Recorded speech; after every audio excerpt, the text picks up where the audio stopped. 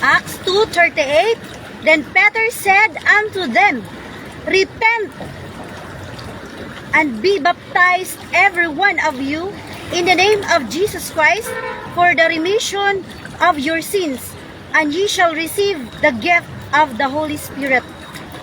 Sa Tagalog, at sinabi sa kanila ni Pedro, Mangagsisi kayo at mangagbautismo ang bawat isa sa inyo sa pangalan ni Hesukristo sa ikapagpapatawad ng inyong mga kasalanan at tatanggapin ninyo ang kaloob ng Espiritu Santo.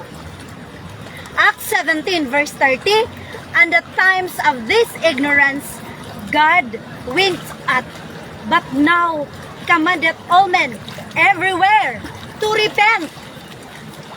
Ang mga panahon ng kahangalan ay pinalipas na nga ng Diyos. Datapwat ngayon, pinag-uutos niya sa mga tao na mangagsisi silang lahat sa lahat ng dako. Hello everyone! How are you today? May you be all filled with the Holy Spirit, the Spirit of joy as you listen to the Word of God. I bring you here to this beautiful nature that God had created as my concrete instructional materials. Alam kong isa ka sa mananampalataya sa Diyos. O kung may kulang man ang ating pananampalataya sa Diyos, ngayon maimumulat ang ating mga mata, ang mga mata ng ating puso.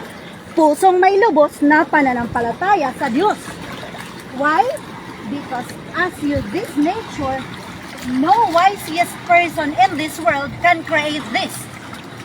For it is written in the Bible in Hebrews 11 verse 3, Through faith, we understand that the world were framed by the word of God, so that things which are seen were not made of things which do appear.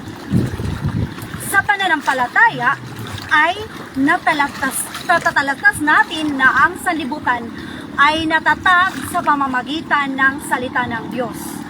Ano pat ang nakikita ay hindi ginawa sa mga bagay na nakikita. Ang Diyos na di natin nakikita, siya ang gumawa ng mga bagay na ating nakikita ngayon. For the Bible says in Genesis chapter 1 verse 1, In the beginning God created the heaven and the earth. And verse 3, And God said, Let there be light, and there was light. In Filipino, nang pasimula ay nilikha ng Diyos ang langit at ang lupa. 3, At sinabi ng Diyos, magkaroon ng liwanag, at nagkaroon ng liwanag. God made a complete material, His creations, in order for us to learn that there is really God. At mababasa natin ang lahat ng ito sa Bible. Dito sa Bible. That's why I am encouraging everyone to read our Bible. Yes, amen. So, Psalms 14 verse 1, The fool hath said in his heart, There is no God. They are corrupt. They have done abominable. Nothing hath done do good. So the Lord looked down from heaven upon the children of men to see if there were any that did understand and seek God. In Filipino, ang mga ay nagsasabi sa kanyang puso, walang Diyos. Sila'y nangapapahamak, sila'y nagsisigawa ng kasuklam-suklam na mga gawa. Kaya walang gumagawa ng mabuti. Tinutunghan ng Panginoon ang mga anak ng mga tao mula sa langit upang tingnan kung may sino man ang gumagawa ng kasama ng mabuti at humahanap sa Diyos. Naway hindi tayo isa sa mga hindi mananampalataya sa Diyos. Being unfaithful to God will result to all wrongdoings. They shall be filled with their own ways. Lahat ng kasamaan sa buong sanlibutan ay dahilan ng kawalan ng pananampalataya sa Diyos. Look around you. There, observe. Even observe yourself. For the Bible says in 1 Corinthians chapter 6 verse 9, Know ye not that the unrighteous shall not inherit the kingdom of God? Be not deceived, never fornicators, nor idolaters, nor adulterers, nor effeminates, nor abusers of themselves with mankind, nor thieves, nor covetous, nor drunkards, nor revelers, nor extortioners shall inherit the kingdom of God. In Filipino, o hindi ba ganin nyo nalalaman na ang mga liko ay hindi magsisipagmana ng kaharian ng Diyos?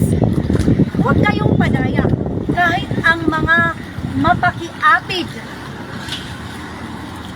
fornicators, yung nakipagtalik kahit hindi pa kasal, yon ang fornication. Ni ang mga mananamba sa Diyos-Diyosan, yung mananamba sa Diyos-Diyosan, yung sumasamba sa mga ribulto, kahit ribulto ni Jesus Christ o ano pa mang ribulto, at ginagawan ng o sinasamba at nagkakaroon ng fiesta sa mga Diyos-Diyosan na yan. Ni ang mga ngalunya, may asawa, yung may asawa na, ngunit nakipag-asawa rin pa rin sa ibang tao. Yun ang pangangalunya. Ni ang mga nang bababae, ni ang mga mapakiapid sa kapwa lalaki. Ibig sabihin, yung bakla or lalaki sa lalaki, masakit ito, babae sa babae, yun ay nasusulat sa Bible, hindi makapagmana sa kaharian ng Diyos. Sa 10, ni ang mga magnanakaw, ni ang mga masasakim, ni ang mga manlalasing, drunkard, manlalasing. Tingnan natin ang ating palibot. Napakaraming manlalasing. Tingnan mo, pakita mo, umiinom ng nakalasing na inumin. Ni ang mga mapangtungayaw, ni ang mga manglulupig. Kapag nakita na yung isa ay mahina, nilulupig ng mga malalakas. Hindi magmamana na hangkaryan ng Diyos. They were filled with their own ways. At para sa kanila tama ang kanilang ginagawa. But all those things were done because of unbelieving God. What will happen to them?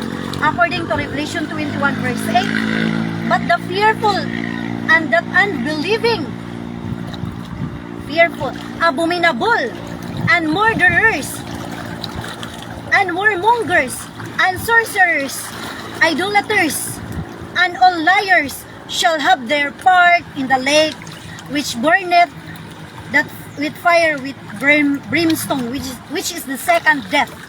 In Filipino, ngunit sa mga duwag at sa mga hindi mananampalataya at sa mga kasuklam-suklam at sa mga mamamatay tao at sa mga mapakiapid at sa mga manggagaway at sa mga mapagsamba sa Diyos-Diyosan at sa lahat ng mga sinungaling, ang kanilang bahagi ay sa dagat-dagatang naniningas sa apoy at asupri na siyang ikalawang kamatayan.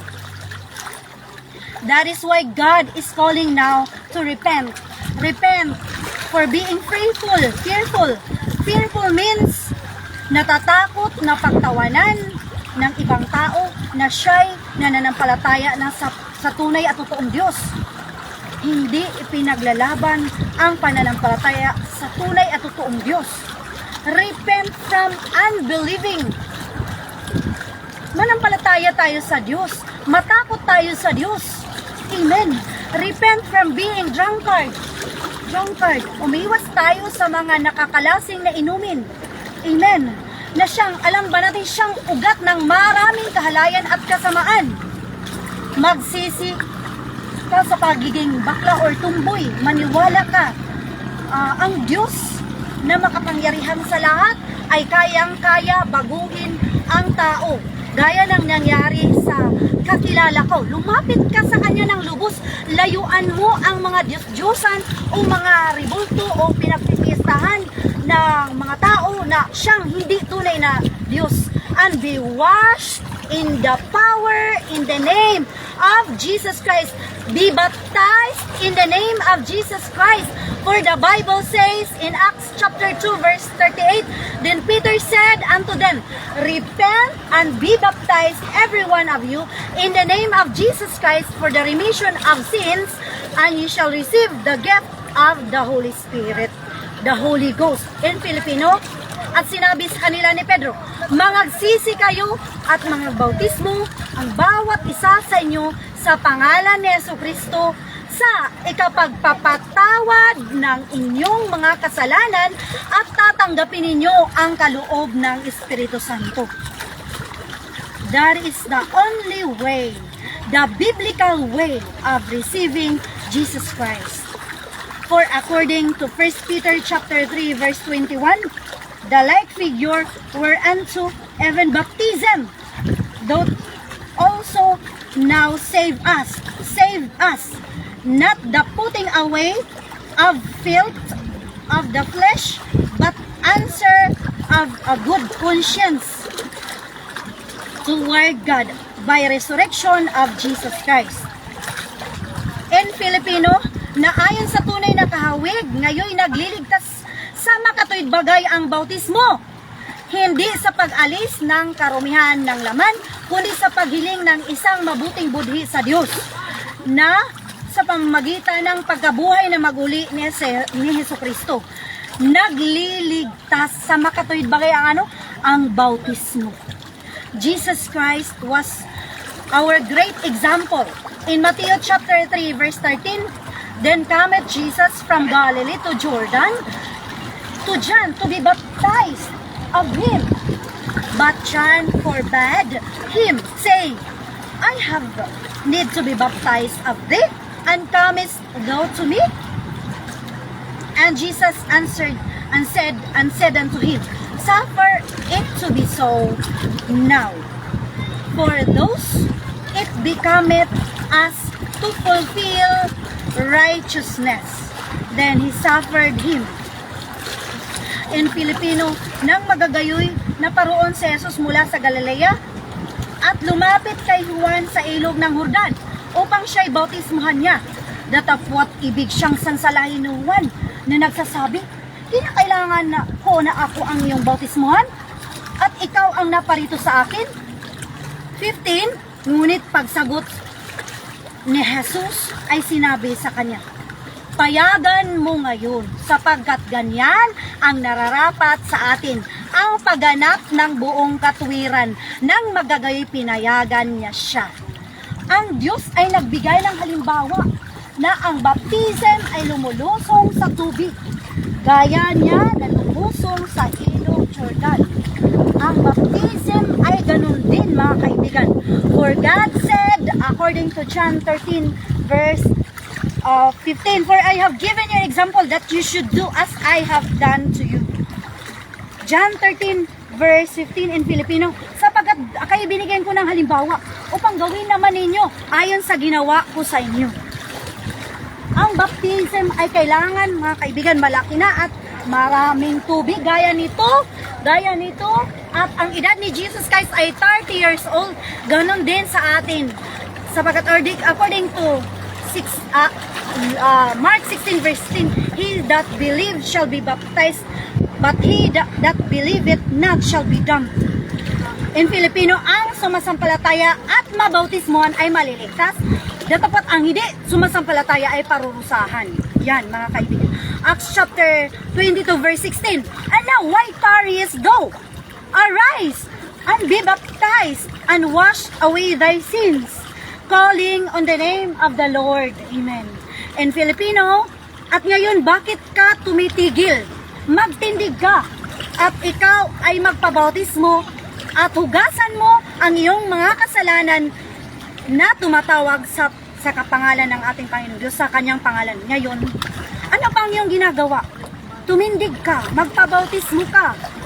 Message us, magpabautismo ka sa tubig. Gaya nito, nakikita mo ito? Ito, napakalawak na dagat na ito. Magpahugas ka sa iyong mga kasalanan. And now, Here is, so why see? For you to be baptized. Arise now. Arise now. Contact us, message us. Amen. Sapagkat ang bautismo ay para lamang sa mga mayroong pananampalataya sa Diyos. And if you are not baptized in the name of Jesus Christ, according to Acts 2:38, please rebaptize yourself by the pastors. According to Acts 19 verse 1, Apostle Paul rebaptized the disciples. Imagine, disciples.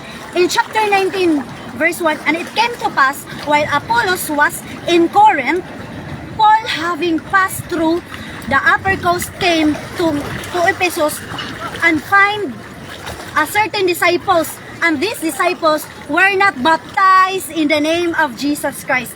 That's why in Acts 19 verse 5, when they heard this, they were baptized in the name of the Lord Jesus Christ. Amen. Why? Because according to Acts 4 verse 12, neither is there salvation in any other, for there is none other name under heaven given among men whereby we must be saved. Amen. Because the name of Jesus Christ alone was crucified for our sins. Amen. And forgiveness of sins is found only in the name of Jesus Christ.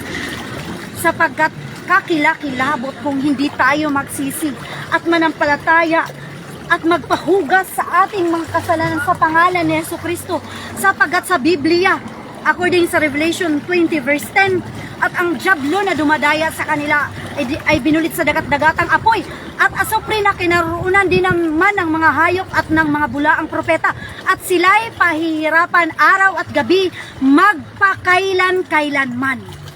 Hindi lang yung dyablo, hindi lang yung dumadaya, hindi lang yung mga fallen angels na bad angels, ngunit kasama rin according sa Revelation 20 verse 15, yung hindi nagpapahugas sa kasalanan at hindi kumikilala sa tunay totoong Diyos, according sa Revelation 20 verse 15.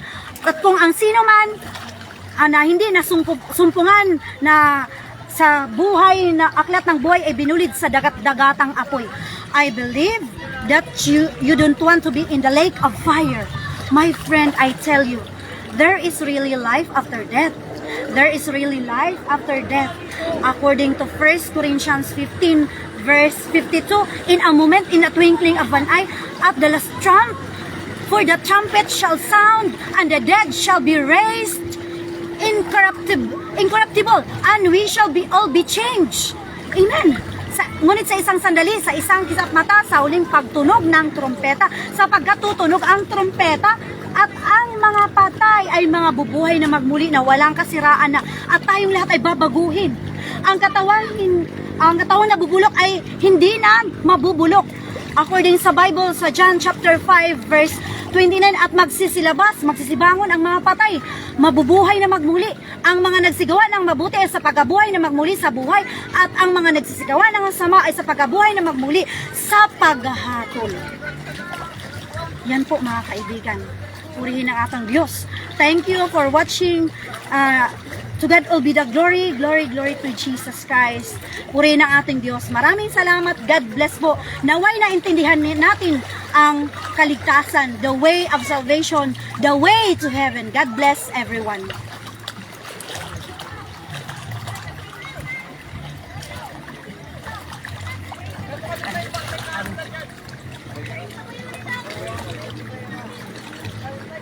Ikaw.